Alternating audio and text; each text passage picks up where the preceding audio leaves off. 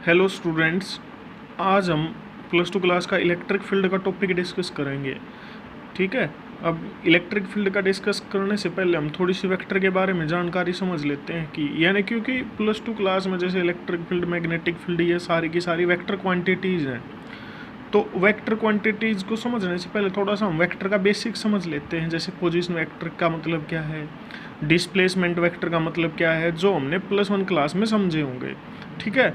अब देखो कि यहाँ पे हमने लिखा है vector, position vector and displacement vector. अब देखो वेक्टर का तो पता होगा, वेक्टर कौन सी क्वांटिटी होती हैं जिनके पास मैग्नीट्यूड और डायरेक्शन दोनों, उन्हें हम क्या कहते हैं, वेक्टर क्वांटिटी।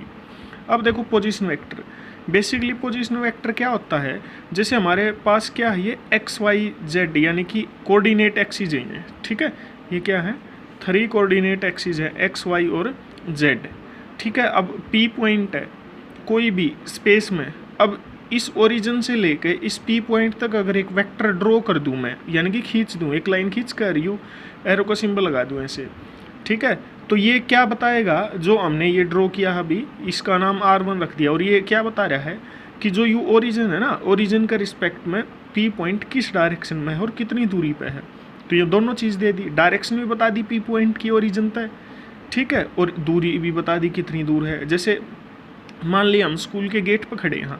ठीक है। स्कूल के गेट से मान लिया ग्राउंड में कोई लड़का खड़ा है, हमारे से पूछे वो लड़का कहाँ पे है, हम उसकी तरफ इशारा करेंगे, देखो वो रहा, और 10 मीटर दूर है गेट से। तो इसका मतलब अगर हम अपने को ओरिजिन माने और यहाँ से उस लड़के तक वेक्टर ड्रॉ कर दें तो वो उस लड़के का पोजीशन वेक्टर हो जाएगा हमारे रिस्पेक्ट में। ठीक है। तो उसी प्रकार पोजीशन वेक्टर क्या है, ओरिजिन से गिवन पॉइंट तक, गिवन का मतलब जहाँ भी गिवन लिखे मिला है ना फिजिक्स में, उसका ये मतलब है जहाँ जिसके बारे में हम जिक्र कर रहे हैं। जैसे पी पॉइंट तक हम एक वेक्टर ड्रॉ कर दें तो वो पी पॉइंट का क्या कहा जाएगा, पोजीशन वेक्टर। ठीक है। उसी प्रकार जैसे क्यू है, अब यहाँ से लेके यहाँ तक, ठीक है, यहाँ से लेके यहाँ तक अगर एक वेक्टर ड्रॉ कर दिया तो ये पोजीशन वेक्टर हो गया किसका, क्यू का, और इसका नाम रख दिया हमने, क्या नाम रख दिया इसका, R2 नाम रख दिया हमने। ठीक है। अब देखो इसका नाम रख दिया हमने R2। अब डिस्प्लेसमेंट वेक्टर की, डिस्प्लेसमेंट वेक्टर क्या होता है, अब जैसे P पॉइंट से Q पॉइंट तक जाना हमने, P से Q पे गए, अब P से Q पे जाने का मतलब हम डिस्प्लेस हुए, एक जगह से दूसरी जगह गए। ठीक है। डिस्प्लेस होने का मतलब है एक पॉइंट से दूसरे पॉइंट तक जाना। तो इसका मतलब P से Q पे गए, अगर P से Q तक मैं वेक्टर ड्रॉ कर दूं तो ये किसकी जानकारी देता है कि हम कहाँ पे डिस्प्लेस हुए हैं, कहाँ से कहाँ तक गए हैं। तो इसका मतलब इसे हम क्या कहेंगे, डिस्प्लेसमेंट वेक्टर, यानी कि वन पॉइंट से अदर पॉइंट तक ड्रॉ किया गया वेक्टर। ठीक है। यानी कि एक पॉइंट से दूसरे पॉइंट तक खींचा गया वेक्टर क्या कहा जाएगा, डिस्प्लेसमेंट वेक्टर कहा जाएगा उन दोनों के बीच का। ठीक है। अब देखो यहाँ पे हमने लिख रखा है R1 क्या पोजीशन वेक्टर है किसका, पॉइंट P का। R2 क्या है, पोजीशन वेक्टर पॉइंट Q का। अब P से किस पे गए, Q पे, तो कहने का मतलब किस पोजीशन वेक्टर से किस पे गए, हाँ R1 से R2 पे। तो जो ये PQ है ना, इसको हम किस प्रकार से लिखेंगे, PQ को हम कैसे लिखेंगे, R12। देखो यहाँ नहीं, यहाँ देखो पहले PQ को लिखने का तरीका क्या है, R12, कहाँ से कहाँ पे गए हैं, 1 से 2 पे, तो कैसे लिखेंगे, R12। ठीक है। और ये कैसे होगा, 1 से 2 पे गए हैं, तो पहले पोजीशन वेक्टर किसका होगा, R2, यानी कि जिसके ऊपर गए हैं, और फिर किसका होगा, जिस पे से गए हैं। ठीक है। अब हमें पता ना एक वेक्टर है, उसको हम ऐसे लिख सकते हैं ना, जैसे ए वेक्टर है तो हम ए का मैग्नीट्यूड और कैसे लिख सकते हैं, इसका यूनिट वेक्टर। ठीक है। प्लस वन क्लास में हमने ये सीखा हुआ है। ठीक। अब देखो R12 कैसे लिखा, 1 से 2 पे गए, इसका मतलब है 1 से 2 पे गए, यानी कि R2 माइनस R1। तो अगर R21 लिखना हो तो इसका मतलब क्या है, 2 से किस पे गए हम, 1 पे। ठीक है। 2 से किस पे गए हम, 1 पे, तो जिस पे गए वो पहले R1 माइनस में R2। ठीक है।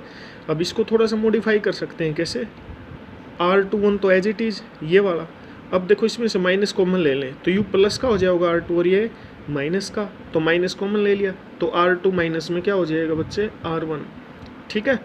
तो अब नेक्स्ट क्या है कि अब देखो ये किसका फार्मूला बन गया, R2 माइनस R1, R12 का। तो R12 किसके बराबर होगा, माइनस R21 के बराबर। ठीक है।